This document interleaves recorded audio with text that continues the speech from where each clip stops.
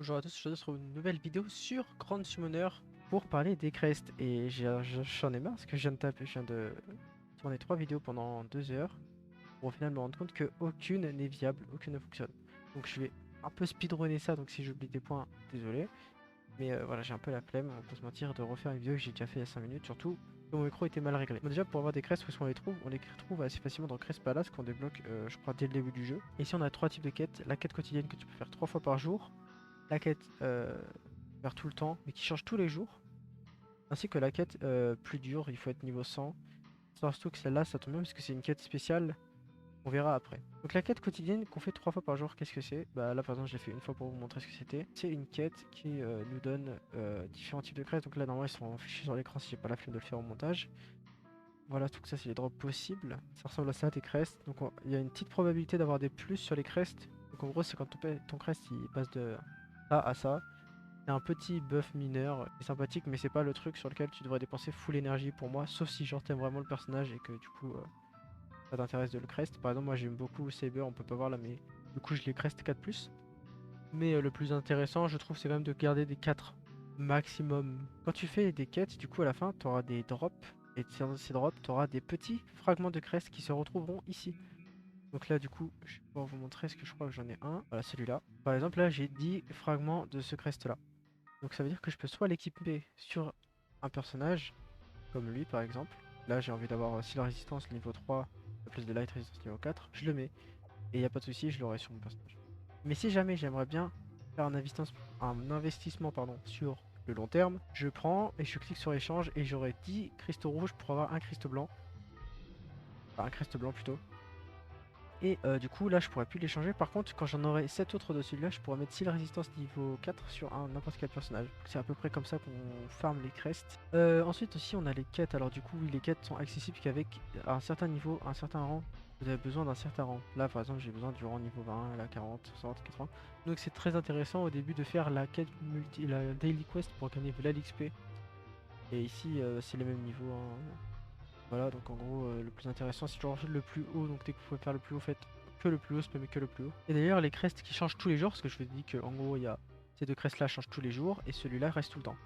Dans les crests qui changent tous les jours, on a toujours un crest exclusif qui se retrouve tout en bas, à partir de ici à peu près, normalement. Voilà, donc par exemple, nous aujourd'hui, c'est Glittering Dragon Blessing. Qu'est-ce que ça fait? Magic Resistance 7% up, HP Auto by 5, donc ça peut être pas mal sur un Giral par exemple, par exemple. Même sur une Miranda, vu que Miranda a plus de résistance magique, il me semble. Et tous les jours, en fait, on a un crest différent, exclusif différent.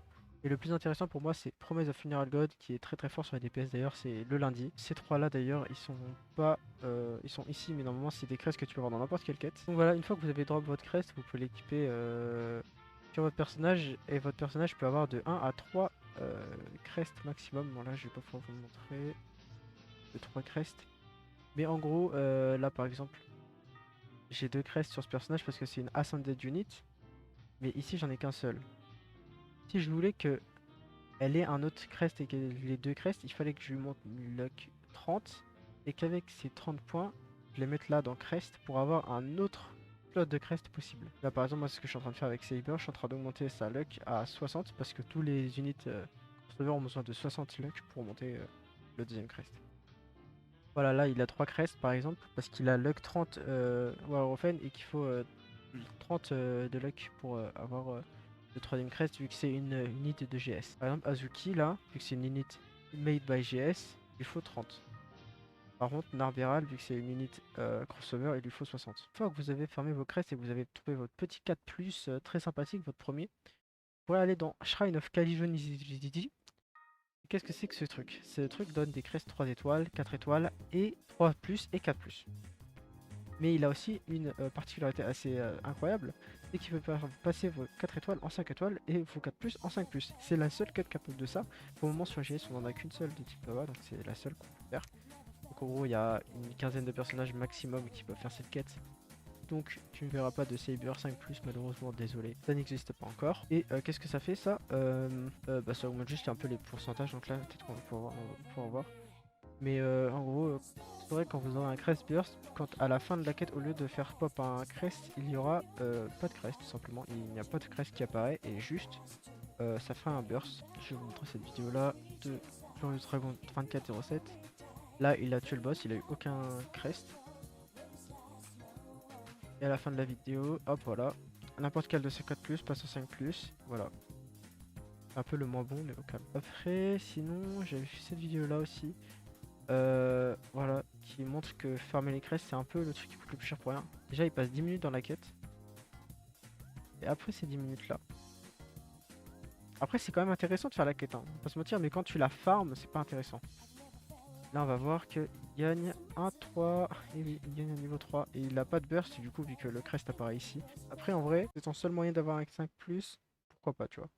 Mais c'est un peu un investissement vraiment qui coûte très cher. Comment on sait quelle crest mettre sur les personnages? Par exemple, moi j'aimerais bien jouer Lisa. Je sais pas quelle mettre. Non, vas-y, on va mettre un personnage où il n'y a pas de crest dessus. J'aimerais bien jouer Summer Léoné. Mais Summer Léoné, je sais pas trop ce que c'est en vrai. Et là, pour de vrai, je vous dis, la vérité, c'est que je sais pas trop à quoi sert ce personnage. J'ai l'impression que c'est un peu un support. Mais quand tu regardes, en fait, elle a pas grand chose d'intéressant pour elle. Alors là, elle a pas vraiment. Équipe CT speed 20% up au NHP et 70% en mort. Donc on peut peut-être se dire, ok, peut-être mettre équipe CT up. Mais là, tu vois, t'es pas sûr. Et au lieu d'aller demander dans les gens en multi, tu vas aller sur un site que je vais te mettre en description, qui a mis à jour tout le temps, quasiment, c'est un Google Doc. Donc c'est bien, c'est que tu peux même le mettre sur ton téléphone. Là, tu vas faire rechercher Léoné. Et là, on peut voir que équipement CT down, attaque up. Et en fait, ça marche sur tous les personnages. Par exemple, le dernier personnage, c'est Vox. Non, il n'est pas sorti Vox, là, encore. Je crois qu'il n'a pas été encore mis à jour, Vox. Non, il n'a pas été mis à jour, il n'y a que Vox de base. Par exemple, si on cherche Berwick, voilà, la dernière ajoutée, c'est Berwick. On peut voir qu'il faut mettre Attack Up ou Art Up. Vu comment il coûte cher en art, je comprends pourquoi il faut mettre Art Up. Bref, voilà comment on peut savoir quel crest mettre sur quel personnage. Et après, je sais pas, je peux pas trop vous dire plus que ça sur les crests en vrai. Les flux drop, tiens, j'allais finir la vidéo sans en parler. Si jamais vous avez un crest qui vous intéresse pas sur un personnage, vous allez ici et en fait dans toutes vos ressources vous aurez des flux drop ici. Là j'en ai eu 228. Moi je conseille pas trop de le faire sur les 4 étoiles, même si en vrai selon les personnages, si vous le jouez beaucoup ou pas, c'est intéressant. Moi par exemple sur Grey, j'aimerais bien que celui-là, attaque up, j'aimerais bien que ça devienne hard gauge up. On peut changer que les crests normaux, pas les crests d'event. Ça c'est un event de fate. Par exemple là j'ai beau cliquer comme je veux, je ne peux pas le changer alors que celui-là oui. Alors qu'est-ce que je vais avoir? Du coup, c'est parmi tous les crests sauf ceux exclusifs. Bah là, tu vois, j'ai eu défense up. Un peu nul. J'ai eu la dark résistance, c'est nul. Là, j'ai eu curse reclaim résistance.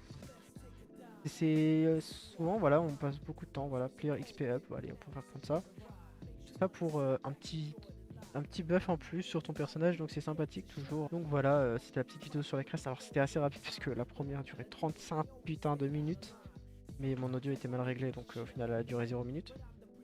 Et voilà, donc j'espère que la vidéo vous aura plu, malgré le fait que j'ai speedrunné ça, mais genre comme jamais. Fallait que je me dépêche. J'espère que la vidéo vous aura plu, n'hésitez pas à vous abonner, à me proposer d'autres concepts de vidéos, que ce soit en tuto ou même genre en défi. Ouais, essaye de faire en sorte que Rayas obtient 100 millions de dégâts.